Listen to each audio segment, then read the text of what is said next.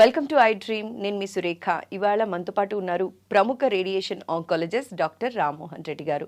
వీరు 1994 నుండి ఇప్పటి వరకు దాదాపుగా 1,00,000కు పైగా క్యాన్సర్ పేషెంట్స్కి ట్రీట్మెంట్ అందించి వారికి ఇంకొక జీవితాన్ని అందించారనే చెప్పాలి. వీరికి 2016లో బ్రెస్ట్ క్యాన్సర్కి వీరు చేసిన సర్వీసెస్కి గిన్నీస్ వరల్డ్ రికార్డ్ని కూడా కైవసం చేసుకున్నారు. వారితో మాట్లాడి క్యాన్సర్ గురించి మనకు తెలియని ఎన్నో విషయాలు తెలుసుకుందాం. అండ్ ఎక్కువ మంది క్యాన్సర్ పేషెంట్స్ ఆంకాలజిస్ట్ దగ్గరికి 3rd స్టేజ్లో మాత్రమే వెళ్తున్నారు. ఎందుకు 1st స్టేజ్లో ఉన్నప్పుడే గుర్తించట్లేదు? ప్రికాషన్స్ తీసుకోలేక విఫలమవుతున్నామా? క్యాన్సర్ రేట్ రోజు రోజుకి ఎందుకు పెరుగుతుంది అనే అంశాలన్నీ వారితో మాట్లాడి తెలుసుకుందాం. నమస్కారం అండి. నమస్తే సురేఖ. ఎలా ఉన్నారు సార్? సార్, అసలు క్యాన్సర్ అంటే ఏంటి సార్? సింపుల్గా చెప్పాలి అంటే క్యాన్సర్ అంటే అనేక డిసీజుల్ని కలిపి, అనేక జబ్బుల్ని కలిపి ఒకే పేరు పెట్టేశారు. క్యాన్సర్ అంటే నార్మల్ కణజాలంలోనే ఒక చిన్న తేడా వస్తుంది. నార్మల్ కణజాలం మన శరీరంలో అనునిత్యం డివైడ్ అవుతూనే ఉంటుంది.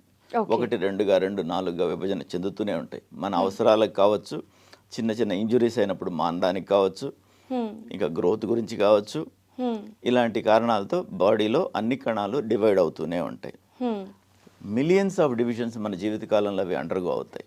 అయినప్పటికీ కూడా ఎక్కడా డీవియేషన్ రాకుండా ఉండగలగడమే విచిత్రం. ఒక చిన్న డీవియేషన్ వస్తే అందులో నుంచి క్యాన్సర్ వస్తుంది. కణజాలంలో విభజన చెందడంలో ఒక చిన్న తేడా నుంచి క్యాన్సర్ వస్తుంది. అలాంటి తేడాలు చాలాసార్లు మన శరీరంలో వస్తే కూడా మన శరీరంలోని ఇమ్యూనిటీ సిస్టమ్ వాటిని అనేక సార్లు చంపేస్తుంది. ఇలా చనిపోతున్న ఉండే కార్యక్రమంలో కొన్నిసార్లు ఒకటి మన ఇమ్యూనిటీ లోపం వల్ల కావచ్చు, అది ప్రిడామినెంట్గా ఉండడం కావచ్చు, మనం తీసుకునే స్మోకులు, ఆల్కహాల్ ఇలాంటి వాటి కారణంగా కావచ్చు, ఓ కణం తప్పించుకుంటుంది. ఆ తప్పించుకున్న కణం విపరీతమైన గుణాలను అక్వైర్ చేసుకుంటుంది. ఆ గుణాలు ఏంటంటే శరీరంలో ఏ రకమైన కణాలైనా అదే రకం కణానికి అంటి పెట్టుకుని ఉంటాయి. ఈ అంటి పెట్టుకునే గుణాన్ని పోగొట్టుకుంటాయి. సో అవి గాలిలో ధూళి కణాల్లాగా తేలియాడుతుంటాయి. అంటే రక్తంలో క్యాన్సర్ సెల్స్ విడిగా ప్రవహించేదానికి సిద్ధంగా ఉంటాయి. That is one. ఇంకొకటి, ఎక్కడైనా ఒక శరీర భాగంలో ఉండాల్సిన కణాలు అక్కడే ఉంటాయి, ఇంకో దగ్గర ఉండవు.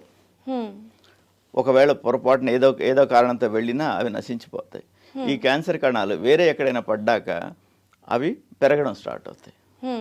అదో గుణం. తర్వాత రక్తనాళాలు కొత్తగా ఇది పెరగడం మొదలవగానే దీనికి కావలసిన రక్తనాళాలను అదే సృష్టించుకుంటుంది. రక్త సరఫరా వస్తుంది. రక్త సరఫరా వస్తుంది కనుక వచ్చిన రక్తం అక్కడ ఆగదు కదా, వెళ్ళిపోవాలి. వెళ్ళిపోయేటప్పుడు ఈ ఫ్రీగా ఉన్న కణాలను తీసుకెళ్ళిపోతుంది, ఇంకో దగ్గర డిపాజిట్ చేస్తుంది. ఆ డిపాజిట్ అయినా అక్కడ పెరుగుతాయి. సో ఈ అన్ని గుణాలు ఉన్న అన్ని జబ్బుల్ని క్యాన్సర్ అనేసారు. సో అలాగా క్యాన్సర్ అనేది మన శరీరంలోనే వివిధ కారణాల వల్ల ఒక కణం రూపాంతరం చెంది విపరీతమైన కణంగా మారి అది శరీరంలో ఎక్కడి నుంచి అయినా ఎక్కడికైనా పాకే గుణం, అక్కడే పెద్దగా పెరిగే గుణం, దాని రక్త సరఫరా అదే తెచ్చుకునే గుణం, దాని ప్రక్కన ఉన్న కణజాలాలని నశింపజేసే గుణాన్ని డెవలప్ చేసుకుంటుంది. అది క్యాన్సర్. అయితే సార్, ఈ క్యాన్సర్ రావడానికి మీరు ఇందాక అన్నారండి, కొన్ని స్మోకింగ్ కావచ్చు, ఆల్కహాల్ కావచ్చు, ఇలాంటి వాటి వల్ల ఎక్కువ వచ్చే అవకాశం ఉంది అంటారండి? అవకాశాలు బాగా పెరుగుతాయి. ఒక్కొక్క దానికి, ఒక్కొక్క క్యాన్సర్కి ఒక్కో రకంగా. క్యాన్సర్ ఏ శరీర భాగంలో అయినా రావచ్చు. క్యాన్సర్ ఏ ఏజ్ గ్రూపులో అయినా రావచ్చు. గర్భస్థ శిశువు దగ్గర నుండి ఇవాళ రేపు చనిపోయి పెద్ద అయిన వరకు ఎవరికైనా రావచ్చు. మగవాళ్ళకి రావచ్చు, ఆడవాళ్ళకి రావచ్చు. మొత్తం ఎన్ని రకాల క్యాన్సర్ అనేది ఉందండి? ఈ వివిధ రకాలు ఉన్నాయి, 100 రకాలు ఉంటాయి. కాకపోతే వీటిని కొన్ని గ్రూప్స్గా డివైడ్ చేస్తాం. లైక్ సాలిడ్ ట్యూమర్స్ అని, అంటే గడ్డల్లాగా ఉండేవి, రైట్. ఇంకొకటి సార్కోమాస్ అని, కణజాలం కనెక్టివ్ టిష్యూస్ అని ఉంటాయి బాడీలో, వాటి నుంచి వచ్చేవాళ్ళని సార్కోమాస్ అంటాం. కొన్ని బెనైన్ ట్యూమర్స్ ఉంటాయి. మామూలుగా ట్యూమర్ అంటేనే న్యూ గ్రోత్. క్యాన్సర్ అంటే ఆ న్యూ గ్రోత్స్లో మ్యాలిగ్నెంట్ గ్రోత్, న్యూ గ్రోత్స్లో ఇలా పెరగడం, ఈ గుణాలన్నీ ఉన్నదాన్ని క్యాన్సర్ గ్రోత్ అంటాం. న్యూ గ్రోత్ అయినప్పటికీ తీసేస్తే పోయేదాన్ని బినైన్ గ్రోత్ అంటాం. గడ్డల్లో క్యాన్సర్ అయ్యే గడ్డలు ఉంటాయి, కానివి ఉంటాయి. అయితే సార్, ఇప్పుడు క్యాన్సర్ వచ్చింది అని ఇనిషియల్గా ఎలా తెలుసుకోవచ్చండి? క్యాన్సర్ వచ్చింది అని తెలుసుకోవడం మనం కొంత నాలెడ్జ్ గెయిన్ చేసుకొని మా మీడియాలో మీరందరూ ప్రచారం చేస్తుంటారు అవి, మా బొట్టు వాళ్ళం కంఠశోష వచ్చేలా చెబుతూ ఉంటాం, ఇవన్నీ విని కొంతవరకు సైంటిఫిక్గా కొంత ఆచరిద్దాం అనుకోవడం. ముఖ్యమైనది ఏదైనా మన శరీరం తేడా ఉంటే వెంటనే డాక్టర్ని కలవడం చాలా ఇంపార్టెంట్. సో ఇలాంటి కొన్ని గుణాలలో కొన్ని కాషన్ సిగ్నల్స్, ఇది ఉంటే క్యాన్సర్ ఉండొచ్చు అనుకునేవి కొన్ని ఉన్నాయి. Okay, right. ఒక అల్సర్ ఎక్కడైనా ఉంది, అల్సర్ ఎక్కడైనా ఎవరికైనా రావచ్చు, పుండు పడుతుంది, ఓ వారం కాకపోతే 3 వారాలు 4 వారాల్లో మానిపోతుంది. అలా మానకుండా ఉంటే అది ఏంటని చూసుకోవాలి. ఓకే, ఏదైనా అల్సర్ వచ్చినప్పుడు. తర్వాత ఒక పుట్టుమచ్చ కానీ అట్లాంటిది ఏదైనా ఉంది, అది మామూలుగా సంవత్సరాల తరబడి అలాగే ఉంటుంది, ఉన్నట్టుండి అందులో మార్పు చెంది అది పెద్దదవడం, అది పుండుగా కావడం, ఇలాంటివి ఏదైనా జరిగితే చూసుకోవాలి. Okay. Bowel or bladder habit change అంటాం, అంటే మోషన్ పోయే విధానం, మామూలుగా రెగ్యులర్గా పోయేవాళ్ళు ఇరెగ్యులర్ అవడం, రైట్. బ్లాడర్ చేంజెస్ కూడా, బ్లాడర్కి సంబంధించి యూరిన్ సరిగా వెళ్ళడం కానీ, ఎక్కువ వెళ్ళడం కానీ, ఇమీడియట్గా పోవాలనిపించడం కానీ, పోతే రాకుండా ఉండడం కానీ, ఇలాంటి ఏదైనా వస్తే కూడా చూసుకోవాలి. Okay, right.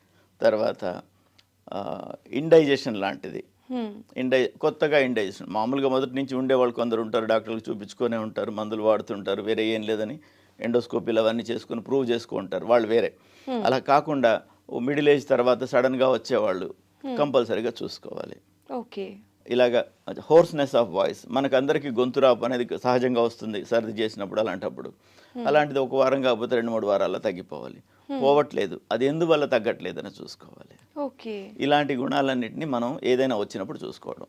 ఇంకొకటి discharge anywhere in the body, normal ఏరియాస్లో కూడా కొంత డిశ్చార్జ్ వచ్చేది, అబ్నార్మల్ టైమింగ్స్లో రావడం కానీ, అబ్నార్మల్గా రావడం కానీ, ఇలాంటివి వస్తే చూసుకోవాలి. ఎనీవేర్ ఇన్ ద బాడీ, ఏ శరీర భాగంలోనైనా చిన్న గడ్డ కానీ గట్టితనం కానీ ఉంటే అది ఏంటని డాక్టర్ ద్వారా నిర్ధారణ చేయించుకోవాలి. ఇలాంటివి చేయించుకుంటే 150% మంది జబ్బుని అడ్వాన్స్ కాకముందే చూడగలుగుతారు. యాక్చువల్గా ఈ క్యాన్సర్ అనేది ఒక రకంగా చెప్పాలంటే ప్రివెంటబుల్, 130% ప్రివెంటబుల్. మనం కొనుక్కుంటున్నాం, కొనకుండా ఆగితే రాదు. Like we are taking smoke, alcohol, ఇలాంటివన్నీ విపరీతంగా మోతాదుకు మించి. ఇంకొకటి పొల్యూషను, ఇంకొకటి మనం తినే ఆహార పదార్థాల్లో ఏళ్ల తరబడి సెంచరీస్ నుంచి మనం వాడుతున్న మంచి హ్యాబిట్స్ వదులుకొని ఇప్పుడు చీజులు, పిజ్జాలు, బర్గర్లకు అయిపోవడం. సో నాన్ రోయిష్ food, more and more non veg తినడం, లెస్ అండ్ లెస్ ఫ్రూట్స్ తినడం. మా వాడు ఫ్రూట్స్ తినడం వల్ల కూడా మనం తినే నాన్ వెజ్ని నాన్ వెజ్ అనం, మనం తినే నాన్ వెజ్తో మనం వరి అవ్వక్కర్లేదు. బికాస్ వారానికి 1 పూట తింటాం, 2 పూటలు తింటాం. ఇప్పుడున్న జనరేషను, మా వాడు KFCకి పోకపోతే తినడు, మా వాడు రోజు చికెన్ లేకపోతే తినడు, ఇలాంటివి వస్తున్నాయి. This was there in western communities from very beginning. పాశ్చాత్య దేశాల్లో ఇది మొదటి నుంచి రోజుకు 3 పూట్ల నాన్ వెజ్ తింటారు, ఎందుకంటే 4వ పూట లేదు కనుక, ఉంటే అది కూడా నాన్ వెజ్ తింటారు, ఇలాగే తింటారు వాళ్ళు. వాళ్ళకి ఉన్న జబ్బులన్నీ ఇప్పుడు మనకు వస్తున్నాయి, మన అలవాట్లు మారినందుకు. సో మన ఫుడ్ హ్యాబిట్స్ కానీ, మన స్మోకింగ్ కానీ, ఆల్కహాల్ కానీ, ఇలాంటి కన్సంప్షన్ అనేది ఇవన్నీ తగ్గించుకుంటే 130% తగ్గించుకోవచ్చు. నేను ఇందాక చెప్పినట్టు అలర్ట్గా ఉండడం, జాగ్రత్తగా ఉండి చిన్న అనుమానం రాగానే డాక్టర్ని సంప్రదించడం, దీని మూలంగా ఇంకో 1/3 తగ్గించుకోవచ్చు. మిగిలేదు మనకు 1/3. 30 to 50% ఆఫ్ క్యాన్సర్స్, అవి కూడా మనం అలర్ట్గా ఉన్నాం కనుక ఎర్లీగా చూసుకుంటాం. ఎర్లీగా చూసుకున్నాం, మీరు అన్నట్టు 3వ దశ కాకుండా 1వ దశలో చూడగలుగుతాం. అసలు 1వ దశ అని అనుకోవడమే అనవసరం, బికాస్ 1వ దశ కంటే ముందు క్యాన్సర్ ఉంటుంది. 0 దశ అని కూడా ఒకటి ఉంది, అది మీరు అనుకోరు కనుక మీకు తెలియదు. 0 దశ అనేది ఒకటి ఉంది క్యాన్సర్లో. ఆ దశలో 100% నయం అవుతారు, క్యాన్సరే, కానీ ఆ దశని 0 దశ అని అంటాం. ఇనిషియల్ డేస్ లోనే తెలుసుకుంటాం. దాని గురించి మరలా వివరంగా చెప్తాను. 0 దశ అనేది కూడా ఒకటి ఉంది, అందులో చూస్తే 100% ఏమవుతుంది. 1వ దశకు వచ్చినా కూడా 80 to 85% తగ్గుతాయి. ఇప్పుడున్న లేటెస్ట్ టెక్నాలజీస్, విపరీతమైన మంచి మందులు, తర్వాత టెక్నికల్గా అడ్వాన్సెస్, రేడియేషన్లో ఎక్విప్మెంట్స్లో అడ్వాన్సెస్, సర్జరీ చేసే స్కిల్స్లో తేడాలు, endoscopic procedures, non invasive procedures, ఇవన్నీ వచ్చిన తర్వాత ఆ రేట్ ఇంకా కూడా బెటర్ అయింది. 90% దాకా కూడా 1వ స్టేజ్లో నయం అవుతారు. అది స్టేజ్ పెరిగే కొద్దీ నయమయ్యే శాతం తగ్గుతూ వెళుతుంది. సో ఇనిషియల్ డేస్లో తెలుసుకుంటే మనం త్వరగా అనేది తగ్గుతుంది. సార్ ఇది క్యాన్సర్ ప్రివెన్షన్కి ఏమైనా వ్యాక్సినేషన్స్ ఉన్నాయా అండి? లైక్ సర్వైకల్ క్యాన్సర్కి అయితే వ్యాక్సినేషన్ ఉంది కదా, అట్లా ఎలాంటి క్యాన్సర్ రాకుండా ఉండటానికి ఏవైనా మెడిసిన్స్ వచ్చే అవకాశం ఉందా? వ్యాక్సినేషన్స్ ఉన్నాయండి. In a way your right, possibilities ఉన్నాయి అన్ని. ఇప్పుడు రాలేదని లేవనడానికి కూడా లేదు. లైక్ ఫర్ ఎగ్జాంపుల్ క్యాన్సర్కి సంబంధించి ముఖ్యంగా చెప్పాలంటే హెపాటిక్ క్యాన్సర్స్, లివర్ క్యాన్సర్స్ చాలా కామన్. దానిలో నిర్ద్వందంగా ఇది కాజేటివ్ ఏజెంట్ ఉండొచ్చు అని చూసినవి కొన్ని వైరస్లు ఉన్నాయి.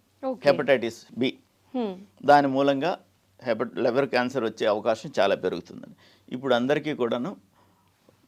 ముఖ్యంగా ఈ హెపటైటిస్ వస్తుంది అని అనుమానం ఉండేవాళ్ళు డాక్టర్స్, నర్సెస్, ఈ హాస్పిటల్ సిస్టమ్స్లో పనిచేసేవాళ్ళు, వీళ్ళందరూ హెపటైటిస్ బి వ్యాక్సినేషన్ తీసుకుంటున్నాం. ఓకే, ఇంట్లో ఒకరికి ఉంది, మిగతా అందరూ కూడా హెపటైటిస్ బి వ్యాక్సినేషన్ తీసుకోవాలి. ఇది ముఖ్యంగా రక్తం ట్రాన్స్ఫర్ చేసేటప్పుడు ఇన్ఫెక్టెడ్ నీడిల్స్ వాడడం ఇలాంటి కారణాల వల్ల వస్తుంది. ఒకళ్ళకి వస్తే మిగతా వాళ్ళకి రాకుండా ప్రొటెక్షన్ తీసుకోవడం ఇంపార్టెంట్. ఇలాగ ప్రొటెక్షన్ ఉంటే హెపటైటిస్ క్యాన్సర్లోకి మారకుండా ఉంటుంది, అదొకటి. అండ్ క్యాన్సర్ సెర్విక్స్ అంటే నిన్న మొన్న మీరు వినే ఉంటారు, న్యూస్ పేపర్లలో అంతా బాగా వచ్చి చూసుంటారు. పూనం పాండే గారు చనిపోయినట్టు ప్రకటన చేశారు, తర్వాత బతుకున్నారన్నారు. అఫ్కోర్స్ వారి ఆలోచన, వారి అవేర్నెస్ తీసుకురావాలన్న ఆలోచన మంచిదే అయినప్పటికీ అందులో ఒక అబద్ధంతో కూడుకున్న నిజాన్ని మనం ఏది అబద్ధం ఏది నిజం అని నమ్మడం కష్టం. ఇలాంటి విధంగా కాకుండా చేస్తే ఇంకా బాగుంటుంది. ఈ క్యాన్సర్ సెర్విక్స్కి సంబంధించి 100 రకాల వైరస్లు క్యాన్సర్ కాజ్ చేసేదానికి ఆస్కారం ఉంది. ఓకే, హెచ్పివి అంటున్నాం దాన్ని, హ్యూమన్ ప్యాపిల్లోమా వైరస్ అంట. 100 రకాల ప్యాపిల్లోమా వైరస్లు ఉన్నాయి. అవి కొన్ని బినైన్ ప్రాబ్లమ్స్ని, కొన్ని మ్యాలిగ్నెంట్, కొన్ని క్యాన్సరస్ ప్రాబ్లమ్స్ని ఈ సర్వీక్స్కి సంబంధించి కాజ్ చేసేదానికి ఆస్కారం ఉంది. వీటిలలో ముఖ్యంగా ఒక 4 స్ట్రెయిన్స్, స్ట్రెయిన్ 6, 16 ఇలాంటివి ఒక 4 స్ట్రెయిన్స్ కామన్గా ఈ క్యాన్సర్ పేషెంట్స్, సర్విక్స్ క్యాన్సర్ పేషెంట్స్లో నోటీస్ చేస్తున్నాం. 100కి 70 మంది గర్భసంచి ముఖద్వారం దగ్గర క్యాన్సర్ ఉన్న వాళ్ళల్లో ఈ వైరస్ డిటెక్ట్ అయింది. సో దీన్ని బట్టి, మిగతా స్టడీస్ని బట్టి ఈ వ్యాక్సిన్ తీసుకుంటే దాదాపు 70% వరకు ఈ ఇన్ఫెక్షన్ని ప్రివెంట్ చేస్తే తద్వారా క్యాన్సర్ని ప్రివెంట్ చేయొచ్చు అని. సో ఇప్పుడు మన దేశంలో కూడా కామన్గా hepatitis, human papilloma virus vaccination 4 strain vaccine అందరికీ ఇస్తున్నాం. అండ్ గైనకాలజిస్టులు ఎంకరేజ్ చేస్తున్నారు, మేము ఎంకరేజ్ చేస్తాం. అండ్ యాక్చువల్గా గవర్నమెంట్ సైడ్ నుంచి కూడా ఇలాంటి నోటిఫికేషన్స్ రావడం, వాళ్ళు ఇంప్లిమెంటేషన్ దశకు తీసుకురావడం చాలా ముఖ్యం. దీని మూలంగా ముఖ్యమైన ఇన్ఫెక్షన్కి related cancers to the cervix తగ్గిపోతాయి. ఓకే, ఈ సర్వైకల్ క్యాన్సర్ ప్రివెన్షన్కి వ్యాక్సిన్ ఏదైతే తీసుకోవాలో ఏ ఏజ్ గ్రూప్లో తీసుకోవచ్చు? 8 నుంచి 29 వరకు తీసుకోమని వెస్ట్రన్ కమ్యూనిటీస్ చెప్తారు. ఓకే, దాదాపు 8 నుంచి 35 వరకు కూడా తీసుకోవచ్చు. అంతకంటే తర్వాత అవసరం లేదు. ఎందుకంటే ఆ వైరస్ ఇన్ఫెక్షన్ వచ్చి జబ్బు కాజ్ చేయడానికి దాదాపు 20 ఏళ్ళు కావాలి. సో ఈ ఏజ్ గ్రూప్స్లో వాళ్ళకి చాలా ముఖ్యంగా 35 లోపల తీసుకుంటే కూడా 55-60 దాకా ప్రొడక్టివ్ ఇయర్స్ అవుతుంది. దాని తర్వాత ఈ వైరస్ వచ్చే ఆస్కారం బాగా తగ్గుతుంది, అందువల్ల అవసరం లేదు. ఓకే, అయితే సార్ ఇప్పుడు చూసినట్లయితే ఆడవారిలో ఎక్కువగా బ్రెస్ట్ క్యాన్సర్ అనేది చూస్తూ ఉన్నాం కదండి. సో ఈ బ్రెస్ట్ క్యాన్సర్ అవేర్నెస్ ఉన్నప్పటికీ కూడా ఎంతమంది డాక్టర్ దగ్గరికి వెళ్తున్నారండి చెకప్స్ కోసం రెగ్యులర్గా? చాలా తక్కువ మంది అనే చెప్పాలి. ఎన్ని ప్రోగ్రామ్స్ చేసి అవేర్నెస్ అని చెప్పుకుంటున్నప్పటికీ కూడా ఫ్యామిలీ మెంబర్స్ కూడా ఆడవారికి అవేర్నెస్ క్రియేట్ చేసి వాళ్ళని హాస్పిటల్ వరకు పంపించట్లేదు. సో ఎక్కడ మార్పు రావాలి అంటారు? ఎంతవరకు అవసరం అంటారు? బ్రెస్ట్ క్యాన్సర్ మనకు అంతకుముందు కామన్ క్యాన్సర్ కాదు. స్థానానికి సంబంధించిన cancer was a relatively rare cancer. మనం సెడెంటరీ హ్యాబిట్స్ నేర్చుకున్నాం. కూర్చుంటాం, ఆఫీస్లోనే కూర్చుంటాం, ఎక్కడికి వెళ్తాం, పడుకుంటాం. ఇలాంటి హ్యాబిట్స్ వల్ల కొంత ఒబేసిటీ, కొంత విపరీతమైన డైటరీ హ్యాబిట్స్, కొంత రీఫైన్డ్ షుగర్స్, కొంత రీఫైన్డ్ ఆయిల్స్, విపరీతంగా రీబాయిల్డ్ ఆయిల్స్, ఇవన్నీ తీసుకోవడం మూలంగా ఇలాగవుతుంది. మనకు బ్రెస్ట్ని ఎప్పటి నుంచి ఎగ్జామినేషన్ చేసుకోవాలి అంటే స్కూల్ దశలోనే ఎగ్జామినేషన్ చేసుకోవడం నేర్చుకోవాలి. 8-9 తరగతుల విద్యార్థుల దగ్గర నుంచే నేర్చుకోవాలి. ఎందుకు అనేది నేను చెప్తాను. ఇది సర్ఫేస్ టిష్యూ, శరీరంలో స్కిన్ కింద మాత్రమే ఉంది, along with some breast glands, కొంత కొవ్వు పదార్థం అక్కడ ఉంటుంది. దాన్ని చూసుకొని అదేంటి అని జాగ్రత్త తీసుకోవడం నేర్చుకుంటే ప్రాబ్లం లేదు. సో సెకండ్ డెకేడ్లో 10 నుంచి 20 సంవత్సరాల మధ్యలో 100కి 10 నుంచి 20 మందికి చిన్న చిన్న గడ్డలు ఉంటాయి. స్తనం సంబంధించిన గ్రంథులు కాక చిన్న చిన్న గడ్డలు ఉంటాయి. వాటిని ఫైబ్రో అడినోమాస్ అంటాం కామన్గా. ఈ ఫైబ్రో అడినోమాస్ చూసుకుంటే తీసి పడేస్తే పోతాయి. ఈ ఫైబ్రో అడినోమాస్ అలా వదిలేస్తే 10 నుంచి 15 సంవత్సరాలు 20 సంవత్సరాల తర్వాత క్యాన్సర్గా ట్రాన్స్ఫార్మ్ అవుతాయి. ఓకే. సో చూసుకోగలిగినప్పుడు చూసుకొని తీసేయడం మంచిది. ఒకవేళ చూసుకున్నా కూడా కొంతమంది ఇగ్నోర్ చేస్తారు. వాళ్ళు 10 ఏళ్ళుగా చూస్తుంటారు. 11వ సంవత్సరం నా దగ్గరకు వస్తారు, అమ్మా ఇది మంచిది కాదు, ఇది తీసేసుకోవాలి, క్యాన్సర్గా మారుతుందని నేను చెప్తాను. పిచ్చోడ్లాగున్నాడు ఈ డాక్టర్, 10 ఏళ్ళుగా నాకుందని నేనేం చేయలేదు, వచ్చాను కదా అని కోసేద్దాం, డబ్బులు తీసుకుందాం అనుకుంటున్నాడు అని అనుకోగలరు. ఓకే. అది విషయం ఏంటంటే 10 ఏళ్ల తర్వాత 20 ఏళ్ల తర్వాతే అది మార్పు చెందేది. నువ్వు మొదలు చూసినప్పుడే తీసేస్తే చక్కగా తీసేయించుకుంటావు. మధ్యలో వచ్చేటప్పటికి 10 ఏళ్ళుగా ఉంది నాకు, అదేం కాదు, రైట్. అలాంటివి యూజువల్గా ప్రెగ్నెన్సీలో ఇంకా పెద్దవి కావచ్చు, ఇంకా పోను ఇబ్బంది కలిగించవచ్చు. అప్పుడు అలవాటు అయిపోయింది కనుక వాళ్ళు పట్టించుకోరు. సో అది నొప్పి కాజ్ చేసినప్పుడు వస్తారు తర్వాత. నొప్పి ఎప్పుడు కాజ్ చేస్తుంది? క్యాన్సర్లో నొప్పి అనేది చాలా చాలా ఆఖరి లక్షణం, త్వరగా వచ్చే గుణం కాదు అది.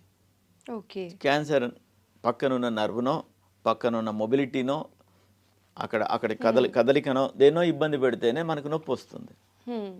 అందువల్ల నొప్పి అనేది చాలా లేట్ సిమ్టమ్ కాబట్టి నొప్పి కోసం వెయిట్ చేయొద్దు. మనకు తెలియంది, అర్థం కాంది, కొత్తగా ఉండేది, విపరీతంగా ఉండేది, సాధారణం కాంది శరీరంలో ఎక్కడ ఎప్పుడు చూసినా వెంటనే డాక్టర్ని సంప్రదించి నయం చేసుకోగలగాలి. ఇప్పుడు 40 years క్రాస్ చేసిన వాళ్ళకి ఇయర్లీ వన్స్ చెకప్ ఖచ్చితంగా వెళ్ళాలి అని అంటూ ఉన్నారు కదండి. సో ఏ ఏజ్ గ్రూప్ వాళ్ళు ఇయర్లీ వన్స్ వెళ్ళాల్సి ఉంటుంది? ఏ ఏజ్ గ్రూప్ దాటిన తర్వాత నుంచి రెగ్యులర్ చెకప్స్ అనేవి అవసరం అంటారండి? క్యాన్సర్కి స్క్రీనింగ్ అని అంటామండి. ఈ స్క్రీనింగ్ అంటే మెజారిటీ ఆఫ్ పీపుల్లో తక్కువ ఖర్చుతో చాలా వరకు డయాగ్నోస్ చేసే ఒక విధానాన్ని స్క్రీనింగ్ టెస్ట్ అంటాం. ఇంతమంది పాపులేషన్లో చేయడం చిన్న పని కాదు కనుక బాగా లిమిటెడ్గా బాగా తక్కువ ఖర్చుతో ఉండేవిగా చూస్తాం. అవి ఏజ్ ఒక్కొక్క దగ్గర ఒక్కొక్క రకంగా ఏజ్ నిర్ధారణ చేస్తారు. ఒక్కొక్క దేశం ఒక్కొక్క రకమైన నామ్స్ ఫాలో అవుతుంది. మేము 23-24 ఏళ్ల వయసులోనే క్యాన్సర్ సర్వీక్స్ చూసాం. మామూలుగా వాళ్ళు 30 years 35 years అంటారు. సో స్క్రీనింగ్ అనేది 35 years కనుకుంటే 23rd వచ్చే వాళ్ళని ఎక్కడ చూడాలి? సో ముఖ్యంగా చెప్పాలంటే వన్స్ మెరైటల్ లైఫ్ స్టార్ట్ అయినాక 2-3 సంవత్సరాలకంతా ప్యాప్స్మియర్ అనేది తప్పనిసరిగా ఒకసారి చేయించుకోవాలి. అందులో అబ్నార్మాలిటీస్ ఉంటే ఎవ్రీ ఇయర్ చేయించుకోవాలి. అన్ని నార్మల్గా ఉంటే ఎవ్రీ 2-3 yearsకి ఒకసారి చేయించుకుంటే సరిపోతుంది. బ్రెస్ట్కి సంబంధించింది క్లినికల్ ఎగ్జామినేషను, కాకపోతే ఇంకా చిన్న వయసులోనే సెల్ఫ్ ఎగ్జామినేషన్ అని ఉంటుంది. ఆ సెల్ఫ్ ఎగ్జామినేషన్ అనేది వాళ్ళ సైన్స్ టీచర్లు నేర్పించడం, వాళ్ళ సైన్స్ టీచర్స్ మా బట్టి వాళ్ళని అప్రోచ్ అయ్యి నేర్చుకోవడం. ఆ సెల్ఫ్ ఎగ్జామినేషన్లో ఏంటంటే బ్రెస్ట్ ఎలా ఉంటుంది అనే ఇంప్రింట్ వాళ్ళ బ్రెయిన్లో ఉండిపోతుంది. నా బ్రెస్ట్ ఇలా ఉంటుంది అని వాళ్ళు చెప్పగలుగుతారు. చెప్పుకుని చిన్న ఎగ్జామినేషన్ చేసే విధానం అది పెద్ద కష్టమైంది కాదు. 2-3 సార్లకంతా వాళ్ళకి అలవాటు అవుతుంది. అది చేయడం ద్వారా అవుతుంది. దాని తర్వాత స్క్రీనింగ్కి వచ్చేటప్పటికి clinical examination child bearing age రాగానే వాళ్ళ గైనకాలజిస్ట్ ఫస్ట్ చేసి తీరాలి. చేయడం ద్వారా ఎక్కడైనా ఏదైనా ఉంటే వారు నోటీస్ చేసి, పేషెంట్ మిస్ అయినా వాళ్ళు నోటీస్ చేసి దాన్ని అడ్రస్ చేస్తారు. తర్వాత మామూలుగా మ్యామోగ్రామ్ అని ఒక టెస్ట్ చేస్తాం. అది 35 లోపల చేయొద్దు అంటాం. బికాస్ 35 లోపల రేడియేషన్కి ఎక్స్పోజ్ అయితే వాళ్ళకి వేరే ప్రాబ్లమ్స్, ఈ చైల్డ్ బేరింగ్ ఏజ్ గ్రూప్స్ ఉంటారు కనుక దానికి సంబంధించిన ఏమైనా ప్రాబ్లమ్స్ అనవసరంగా ఎక్స్పోజ్ చేయకూడదు అనే కారణంతో ఈ మాస్ స్కేల్లో చేయం. 35 నుండి మ్యామోగ్రామ్ చేస్తాం. ఇవి కాకుండా ఒక చిన్న బ్యాటరీ ఆఫ్ ఇన్వెస్టిగేషన్స్ ఉంటాయి. సిబిపి, కంప్లీట్ బ్లడ్ పిక్చర్ అంటాం. అది మూలుగు ఎలా పనిచేస్తుంది, కణాలు సరిగా ఉన్నాయా లేదా, హీమోగ్లోబిన్ సరిగ్గా ఉందా లేదా, తెల్ల కణాలు ఎన్ని ఉన్నాయి, ఎర్ర కణాలు ఎన్ని ఉన్నాయి, ఇవన్నీ మోతాదులో ఉన్నాయా అని చెప్తాయి. అంటే అది మన మూలుగు ఎలా పనిచేస్తుంది అనే దానికి ఒక రకమైన ఉదాహరణ. లివర్ ఫంక్షన్ టెస్ట్ అని చేస్తాం. లివర్ ఎలా పనిచేస్తుందో చూడడం. లివర్ 90% పాడైతే కానీ ఫంక్షన్స్ మారవు. అయినప్పటికీ ఏదో ఒక ఇండికేషన్ ఉంటుందేమో అని వెతకడం. తర్వాత రీనల్ ఫంక్షన్ టెస్ట్లు అంటాం. బ్లడ్ యూరియా అని, సీరం క్రియాటినిన్, ఇవన్నీ రొటీన్గా ప్రతి వాళ్ళు ఈ హాస్పిటల్కి వెళ్ళగానే అందరూ చేసేవే. ఇవి కాకుండా క్యాన్సర్ గురించి ఏం చూస్తామంటే ఒక ultrasound examination of the abdomen. అది ఆ సోనలాజికల్ ఎగ్జామినేషన్లో ఇది పండోరా బాక్స్ అంటాం అబ్డమెన్ సర్జన్స్. ఎందుకంటామంటే లోపల ఏముందనేది చాలా విచిత్రం. ఎక్కడ అనేక ఆర్గన్స్ ఉన్నాయి, ఏ ఆర్గన్ నుంచి ఆరిజిన్ ఉందో తెలియదు. ఇవన్నీ తెలియడానికి అల్ట్రాసౌండ్ ఒక సులభమైన విధానం, రేడియేషన్ ఎక్స్పోజర్ ఉండదు, కష్టం కాదు, చీప్. సో ఆ విధానంలో చూస్తాం ఏదైనా గడ్డలు కానీ ఏమైనా ఉంటే చూడడానికి. తర్వాత ఎప్పుడైనా ఏదైనా డిశ్చార్జెస్ ఉంటే చూసుకోగలగడం, రైట్. అండ్ ఎనీ టైం మోషన్లో ఏమైనా బ్లడ్ కానీ యూరిన్లో ఏమైనా బ్లడ్ కానీ వస్తే అది ఎందువల్ల అనేది చూసుకోగలగడం. ఈ వీటి కోసం అక్కల్ట్ బ్లడ్ అని చేస్తాం. మోషన్లో అక్కల్ట్ బ్లడ్ ముఖ్యంగా ఆ ఫ్యామిలీలో కోలానికి సంబంధించిన ప్రాబ్లమ్స్ ఉండే వాళ్ళకి అది చాలా ఇంపార్టెంట్.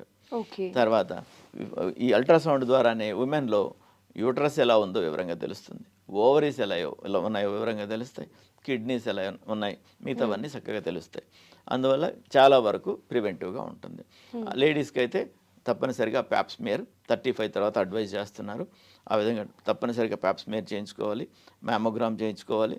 వీటితో చాలా వరకు తెలుస్తాయి. అది కాక ఒక ట్యూమర్ మార్కర్ అంటాం, CA-125 అంటాం. అది ఓవరీకి సంబంధించిన క్యాన్సర్స్లో ముఖ్యంగా కొంచెం ఎలివేటెడ్గా ఉంటుంది. దాన్ని బట్టి మనం అడ్రస్ చేయొచ్చు.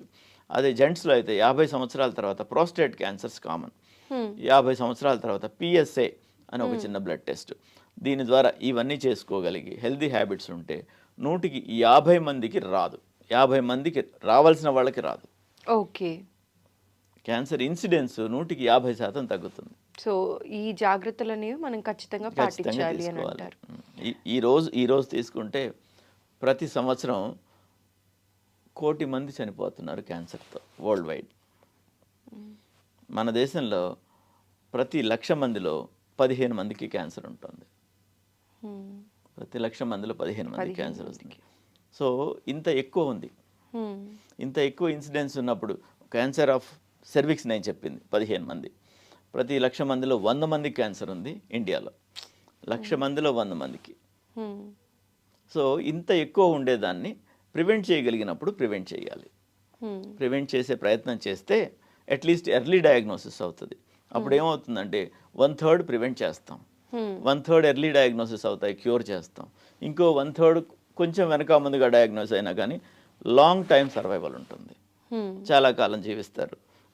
నాకు హార్ట్ అటాక్ వచ్చింది, నేను స్టంట్ వేసుకున్నాను, నేను బాగున్నానని ఇలా స్కార్ చూపిస్తారు చాలామంది. స్టంట్ వేసుకున్నాను, నేను ఓపెన్ హార్ట్ సర్జరీ చేయించుకున్నాను అని చూపిస్తారు. క్యాన్సర్ వచ్చి తగ్గిన వాళ్ళు నాకు క్యాన్సర్ వచ్చి తగ్గిందని చెప్పరు, దాచుకుంటారు. ఆ స్టిగ్మా ఉంది. ఇంకా వచ్చిన వాళ్ళు తగ్గిన వాళ్ళు చెప్తే అవతల వాళ్ళు నేను బాగవుతానని ఆస్పిరేషన్తో ప్రతి వాళ్ళు ట్రీట్మెంట్కి వస్తారు. తర్వాత చిన్న చిన్న హాస్పిటల్స్లో ఊర్లలో ప్రైమరీ హెల్త్ కేర్ ఇచ్చేవాళ్ళే ఉంటారు. ఈవెన్ RMPలు చాలా వరకు చాలామందిని చిన్న చిన్న విషయాల్లో సేవ్ చేస్తారు. ఇలాంటి ముఖ్యమైనది వచ్చినప్పుడు క్యాన్సర్ వచ్చింది ఇంకెందుకులే ఇలాంటివి అనకుండా క్యాన్సర్ లా ఉంది చూసుకోండి, క్యాన్సర్ లా ఉంది వెరిఫై చేసుకోండి, ఇలాంటి సలహా ఇవ్వడం మూలంగా ఇంకొంచెం. సో టోటల్గా ప్రివెంటబుల్ 1/3 ఉన్నాయి, క్యూరబుల్ 1/3 ఉన్నాయి. 1/3కే సఫర్ అవ్వాలి. ఆ 1/3ని కూడా చాలా ఏళ్ళు బతికించవచ్చు. కాబట్టి దాదాపు బాగా అడ్రస్ చేయగలుగుతాం క్యాన్సర్ని. సో ఇప్పుడు ట్రీట్మెంట్ ఎలా ఉంటుందండి క్యాన్సర్ పేషెంట్స్కి? ట్రీట్మెంట్ ఎర్లీగా చేసుకుంటే ఎంత సింపుల్గా ఉంటుందో, లేట్ అయ్యే కొద్దీ అంత కాంప్లెక్స్ ఉంటుంది. మామూలుగా క్యాన్సర్ ట్రీట్మెంట్ని మల్టీ మోడల్ ట్రీట్మెంట్ అంటాం. అంటే వివిధ పద్ధతులు అవలంబించి మాత్రమే క్యూర్ చేయగలం, ఒక పద్ధతిలో చేయలేం.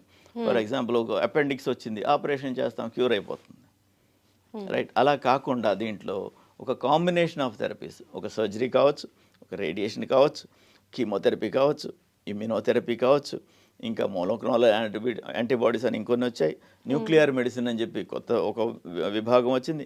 ఇన్ని రకాలు ఒకే జబ్బులో ఇన్ని కాంబినేషన్స్ వాడి అన్నీ వాడగలసిన అవసరం ప్రతి వాళ్ళకి లేకపోవచ్చు. 2-3 డిఫరెంట్ కాంబినేషన్స్ వాడి నయం చేయాలి.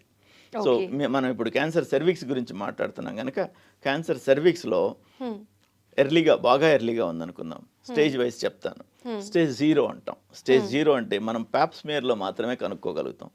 వారికి సిమ్టమ్స్ ఉండవు, జబ్బు ఉండదు.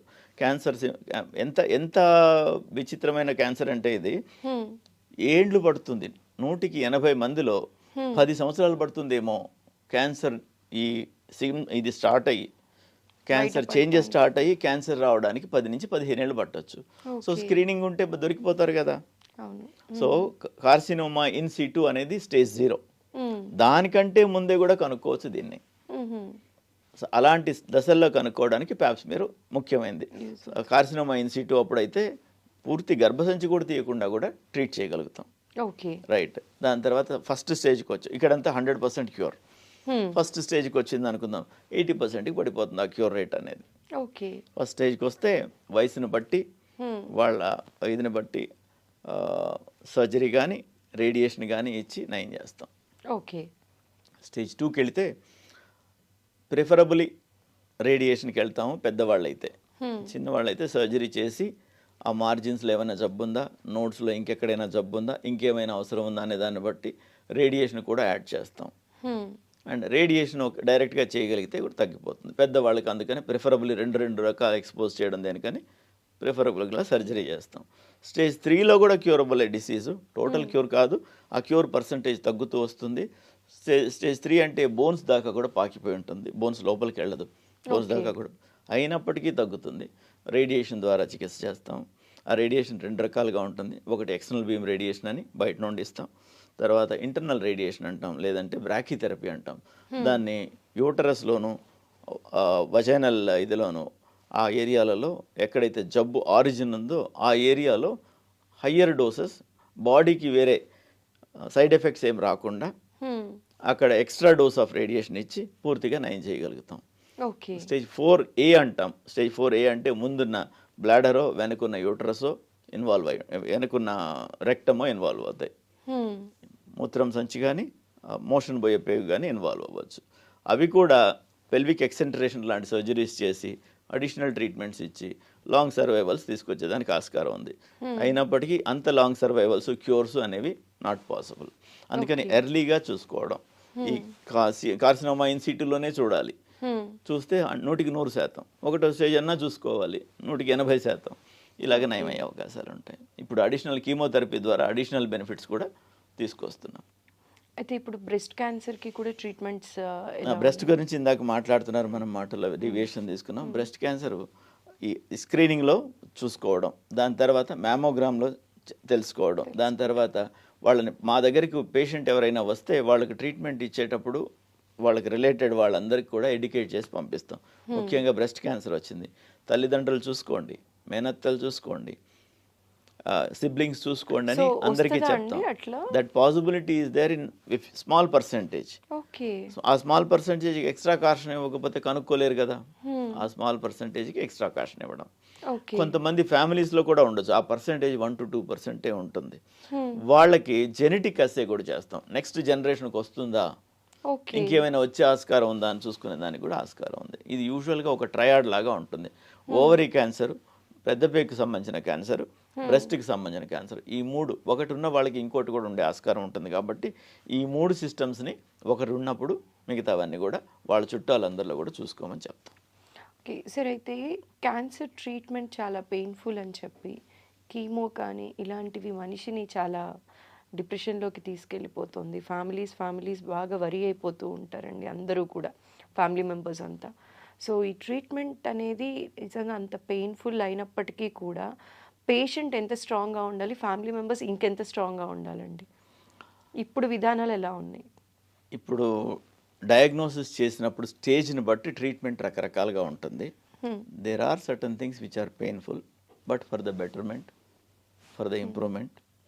ఈ వైద్యం చేస్తే కాల్లో ముళ్ళు గుచ్చుకుంటే ఇంకో ముళ్ళుతో తీస్తాం, ఆ ముళ్ళుతో గుచ్చేది నొప్పే. ఇది తీయకపోతే అది సెప్టిక్ కావచ్చు, చీమ్ కావచ్చు, ఇంకోటి కావచ్చు. అది తెలుసు కనుక ఇంకాస్త భరిస్తాం. ఆ టెండెన్సీ, ఆ యాటిట్యూడ్ రావాలి. మీడియా మిత్రులందరూ కూడా సైడ్ ఎఫెక్ట్స్ని హైలైట్ చేస్తారు. ఆడు స్మోక్ చేస్తే సైడ్ ఎఫెక్ట్సే, తెల్లవారితే అన్ని ఎఫెక్ట్సే. స్మోక్ మాత్రం చేస్తాడు, వచ్చి డాక్టర్ గారు మందుకి ఏమైనా సైడ్ ఎఫెక్ట్ ఉందా అంటారు. మందుకి సైడ్ ఎఫెక్ట్స్ అన్నీ చూసుకొని మీకు ఇస్తాం. మందు వల్ల లాభ నష్టాలు బేరీజ్ వేసుకున్న తర్వాత మీ వైపు అది బెండ్ అయితేనే మీకు ఇస్తాం. రైట్. అది అయిన తర్వాత ఇప్పుడు కీమోథెరపీ అంటాం. కీమోథెరపీలో విపరీతమైన మందులు ఇస్తాం, బాగుంది. అది నార్మల్ సెల్స్ మీద కూడా అంతో ఇంతో ఎఫెక్ట్ పడుతుంది. క్యాన్సర్ కణాలు మాత్రమే ట్రీట్ చేసేదానికి మందులు రాలేదు. ఇప్పుడు మోనోక్లోనల్ యాంటీబాడీస్ అనేవి వస్తున్నాయి. అవి ఇంకా అంత బాగా వాడే స్థాయికి రాలేదు, తక్కువగా వాడుతున్నాం. అండ్ ప్రతిదానికి అది మోనోక్లోనల్ యాంటీబాడీ డిటెక్ట్ చేస్తే కానీ ట్రీట్ చేయలేం. అది ఉందా లేదా చూసుకోవడం ఇవన్నీ పెద్ద ప్రాసెస్. ఇప్పుడున్న ట్రీట్మెంట్లో సైడ్ ఎఫెక్ట్స్ కొంతవరకు ఉంటాయి. ఫర్ ఎగ్జాంపుల్, ఇది వేగంగా విభజన చెందే కణాలన్నీ కీమోథెరపీ ఎఫెక్ట్ చేస్తుంది. ట్యూమర్ సెల్స్ వేగంగా విభజన చెందుతాయి, అవి చనిపోతాయి, బాగానే ఉంది. దాంతోపాటుగా మన హెయిర్ ఫాలికల్స్ కూడా ఈరోజు షేవ్ చేసుకుంటే రేపు పొద్దున్న షేవ్ చేసుకోకపోతే గడ్డం మాసినోడు అంటారు. నేను చేసుకోవాలి అంటే ఒక కణం ఒక 250 రెట్లు దాన్ని మల్టిప్లై చేస్తే ఒక పెన్తో పెట్టిన డాట్ లాగా మనకు కనిపిస్తుంది. అంటే ఒక డాట్లో 250 కణాలు ఉంటాయి. అలాంటివి ఎన్ని అయితే 1 మిల్లీమీటర్ ఆఫ్ హెయిర్ వస్తుంది రేపు తెల్లారే లోపల, అంత డివిజన్ నడుస్తుంది. సో అలాగా ర్యాపిడ్గా డివైడ్ అయ్యేవి మ్యూకోజల్ సర్ఫేసెస్ అంటాం. నాలుక కావచ్చు అండ్ లోపల ఇంటెస్టైన్ లోపల ఉండే సర్ఫేసెస్ అవన్నీ కూడా ర్యాపిడ్గా డివైడ్ అవుతుంటాయి. వాటి మీద ఎఫెక్ట్ ఉంటుంది, హెయిర్ ఫాలికల్ మీద ఎఫెక్ట్ ఉంటుంది, నెయిల్ బెడ్ మీద ఎఫెక్ట్ ఉంటుంది. అవన్నీ చిన్న చిన్నవి, అవన్నీ రివర్సిబుల్, అవన్నీ టెంపరీ. ఆ లోపల మ్యూకోజా మీద ఉన్నందువల్ల కొంచెం వామిటింగ్ సెన్సేషన్ ఉంటుంది. కొంచెం జాగ్రత్తగా తింటాం, 2 సార్లుగా తింటాం, 4 సార్లుగా తింటాం, ఇరిటేటింగ్ లేనిది తింటాం, కారం లేనిది తింటాం, బ్లాండ్గా ఉండేది తింటాం. ఓకే. సో ముఖ్యంగా మా డాక్టర్లు చేసేది ఏంటంటే, ముఖ్యంగా మీరు ఫైట్ చేస్తే మేము సపోర్ట్ చేయగలం. మీరు ఫైట్ చేయాలంటే మీకు డిసీజ్ గురించి మీకు అర్థం కావాలి, మీకు అర్థమయ్యేలాగా మేము చెప్పగలగాలి. టైం తీసుకో, నెక్స్ట్ పేషెంట్ నెక్స్ట్ అనకుండా, సో మీకు వివరంగా మేము చెప్పాలి. ఓసారి చెప్తే మీరు అర్థం చేసుకుని ఫాలో అవ్వాలి. టైం చూసుకొని తినండి అని చెప్తాం, ఆకలి ఉండదని టైం చూసుకొని తినమంటాం. నాకు ఆకలి కాలేదని నువ్వు తినకుండా ఉంటా, అందుకే కదా మేము టైం చూసుకొని తినమన్నా. సో ఆకలి ఉండదు, వామిటింగ్ సెన్సేషన్ ఉంటుంది, హెయిర్ ఫాల్ అవుతుంది, ఇవన్నీ రివర్సిబుల్ ఉన్నప్పుడు ఏమవుతుంది. అండ్ ఇప్పుడు కొన్ని మందులు వచ్చినాయి. అంత ఒకప్పుడు విపరీతమైన వామిటింగ్ అయితే మందులు లేవు, ఇప్పుడు అంతలో మందులు వచ్చినాయి.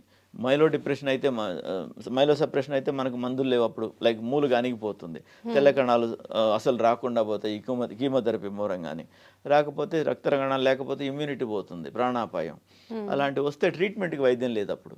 ఇప్పుడు మోనోక్లోనల్, ఇప్పుడు వీటి ద్వారా స్టెమ్ సెల్స్ అని, తర్వాత ఇలాంటి రకరకాల మందులు వచ్చేస్తున్నాయి. అవన్నీ ఎలివేట్ చేసేదానికి పనిచేస్తాయి. రక్త కణాలు తగ్గకుండా ఎలివేట్ చేసేదానికి పనికి వస్తాయి. రక్తం తగ్గింది, రక్తం బయట నుంచి ఇవ్వచ్చు, రక్తం పెరిగేదానికి మందులు ఇవ్వచ్చు, ఇవన్నీ వచ్చున్నాయి. సైడ్ ఎఫెక్ట్స్ ఉంటే ఉండవచ్చు కాక మీ ప్రాణం కోసం మీరు చిన్న రిస్క్ చేయడమే, అది పెద్ద రిస్క్ ప్రాణం. పేషెంట్ కానీ ఫ్యామిలీ మెంబర్స్ కానీ ధైర్యంగా ఉంటే సరిపోతుంది, సపోర్ట్ చేయాలి. డిప్రెషన్ ఉంటుంది, నాకే ఎందుకు వచ్చింది, అంతమంది ఉన్నారు వాళ్ళకి రావచ్చు కదా, నేనేం పాపం చేశాను, నువ్వు పాపం చేయలేదు, నీకే రావడం కాదు, ప్రతి వాళ్ళకి ఆస్కారం ఉంది. మనకు 1,00,000కి 15 మందికి సర్వైకల్ క్యాన్సరే వస్తుంది, 1,00,000కి 100 మందికి వస్తుంది. 100 మందికి కాదు, ఇంకా ఎక్కువ మందికి కూడా రావాలి. మన డిఫెన్స్ సిస్టమ్స్ బాగుండి వాళ్ళందరినీ తగ్గించి 100కి తెచ్చింది. ఓకే, మన డిఫెన్స్ సిస్టమ్ బాగా పెట్టుకుందాం, యాక్టివ్గా ఉందాం, రోజు 1 గంట సేపు ఎక్సర్సైజ్ చేద్దాం, ఉదయం సాయంత్రం ఏదో ఒక టైంలో. ఎప్పుడు కాకపోతే బాత్రూమ్కి వెళ్ళేటప్పుడైనా కాసేపు జాగింగ్ చేసి వెళ్దాం, హెల్దీ ఫుడ్ తిందాం, మసాలాలు తగ్గించుకుందాం, వెజిటబుల్స్ ఎక్కువ తిందాం, ఫ్రూట్స్ ఎక్కువ తిందాం. ఇలాంటివి చేస్తే తప్పనిసరిగా క్యాన్సర్ వచ్చే అవకాశం బాగా తగ్గుతుంది. ఓకే సార్, చాలా ఇన్ఫర్మేషన్ ఇవాళ మా ప్రేక్షకులకి చెప్పారండి. చివరిగా ఆడవారికి బ్రెస్ట్ క్యాన్సర్ బారిన పడకుండా స్క్రీనింగ్ గురించి కానీ, ఎర్లీగా ఎలా డిటెక్ట్ చేయాలి అన్న విషయం గురించి కానీ మా ప్రేక్షకులకి మీరు చెప్పే మాట సలహా అండి. క్లినికల్ ఎగ్జామినేషన్ చేయించుకోవాలండి, వయసుకు సంబంధించి చూసుకునే విధంగా. అండ్ చిన్న గడ్డ నోటీస్ చేసినా కానీ మీరు మీ డాక్టర్ కలిసినప్పుడు మాకు సెల్ఫ్ ఎగ్జామినేషన్ ఆఫ్ బ్రెస్ట్ నేర్పించండి అని అడిగి నేర్చుకోండి. ఓకే, అందరూ టైం తీసుకొని నేర్పించరు కనుక అడిగి టైం తీసుకొని సెల్ఫ్ ఎగ్జామినేషన్ ఎలా చేయాలి అని చూసుకుని అలా చేయాలి. సెల్ఫ్ ఎగ్జామినేషన్ ఆఫ్ బ్రెస్ట్ అదొక్కటి నేను చెప్తానండి, ఫాలో అయినంత వరకు ఫాలో అవ్వండి. కాలర్ బోన్ ఉంటుంది, డ్రాప్ ఏ లైన్, ఒక స్ట్రైట్ లైన్ ఇమాజినరీగా గోయింగ్ త్రూ ద నిప్పుల్, అలా ఒక స్ట్రైట్ లైన్ అనుకోండి. Drop a line horizontally passing through both the nipples. Okay, so ఇలా చేసినందువల్ల 4గా డివైడ్ అయిపోతుంది ప్రతి బ్రెస్ట్. 4గా అయినాక ఒక్కొక్క పార్ట్ని ఇలాగ రోల్ చేసి చూడాలి, ఎందుకంటే ఇది సెన్సిటివిటీ తక్కువ ఉన్న ఏరియా, పామ్ అంటాం. ఓకే, పామార్ సర్ఫేసెస్ అదే ఇక్కడ పట్టుకుంటే పాల ఉత్పత్తి గ్రంథులన్నీ గడ్డలాగా తగులుతాయి. ఇది చాలా సెన్సిటివ్ ఏరియా. సో ఇక్కడ తాకితే గడ్డ అయితే మాత్రమే గడ్డలా తెలుస్తుంది, మిగతావన్నీ డిసప్పియర్ అయిపోతాయి. ఇలాగ రోల్ చేసుకుంటూ 4 భాగాలు చూడాలి. నిప్పుల్ స్క్వీజ్ చేసి ఏమైనా డిశ్చార్జ్ వస్తుందా, తెల్లగా కానీ ఎర్రగా కానీ ఏమైనా వస్తుందా. పాలు వచ్చే టైం పసిబిడ్డ తల్లులకి అయితే తప్పితే రావడానికి లేదు. వేరే ఏ డిశ్చార్జ్ వచ్చినా కానీ ఏ టైంలో వచ్చినా కానీ చూపించుకోవాలి. అదొకటి. 4 వైపులో అలా చూసుకున్న తర్వాత రెండో వైపు కూడా అలా చూసుకోవాలి. కుడి వైపు ఎడం చేత్తో, ఎడం వైపు కుడి చేత్తో చూసుకోవాలి. దాని తర్వాత ఆంపిట్ అగెయిన్స్ ద ఈ చేతి బోన్ వైపుకి ఇలాగ రోల్ చేసి చూడాలి.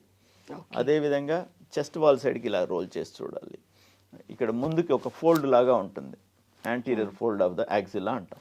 అది ఒక సైడ్ ఈ చేయి సపోర్ట్ బొటనవేలు సపోర్ట్ ఇచ్చి రెండో వైపు నుంచి రోల్ చేసి చూడాలి. అదేవిధంగా వెనక వైపు కూడా ఇలాగా 4 వైపులు. ప్రిఫరబ్లీ నెలలో 5వ రోజు మీకు పీరియడ్స్ అయిన తర్వాత 5వ రోజు బ్రెస్ట్ టిష్యూ సైజు మినిమం ఉంటుంది.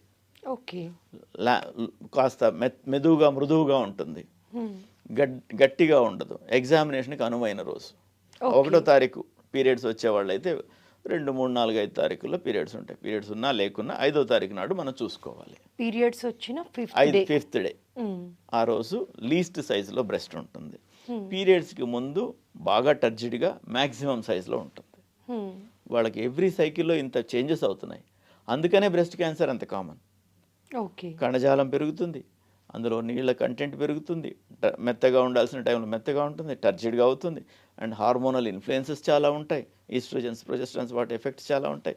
అందుమూలంగా విపరీతమైన చేంజెస్ వల్లనే అక్కడ అంత కామన్గా క్యాన్సర్ వస్తుంది. మగవాళ్ళలో కూడా బ్రెస్ట్ క్యాన్సర్ వస్తుంది. మగవాళ్ళల్లో బ్రెస్ట్ క్యాన్సర్ వస్తుంది, కానీ వీళ్ళకి వచ్చే దానిలో కంపేర్ చేస్తే ఒక 1 to 2% ఉంటుంది ఫీమేల్తో. Because when you compare with the breast tissue of women, వీళ్ళది 1 to 2% ఉంటుంది. It is small button like tissue for men which is rudimentary breast. Okay, అందులో రావచ్చు ఉంది కనుక, ఆ టిష్యూ ఉంది కనుక రావచ్చు. సో వాల్యూమ్ ఎక్కువ కనుక పర్సంటేజ్ ఎక్కువ, వాల్యూమ్ తక్కువ కనుక పర్సంటేజ్ తక్కువ. ట్రీట్మెంట్ కూడా సేమ్ ఇది. Male breast cancer is also well known common entity. My God. So ఇలాగ చూసుకోవడం ద్వారా వాళ్ళు త్వరగా మా దగ్గరికి రావచ్చు, ట్రీట్ చేయగలుగుతాం. Okay, thank you so much sir. చాలా కన్ఫ్యూజన్స్కి ఇవాళ చెక్ పెడుతూ చాలా ఇన్ఫర్మేషన్ ఇవాళ మా ప్రేక్షకులకి అందించినందుకు మరోసారి స్పెషల్గా థ్యాంక్ యూ అండి. నమస్కారం. థ్యాంక్ యూ అమ్మా.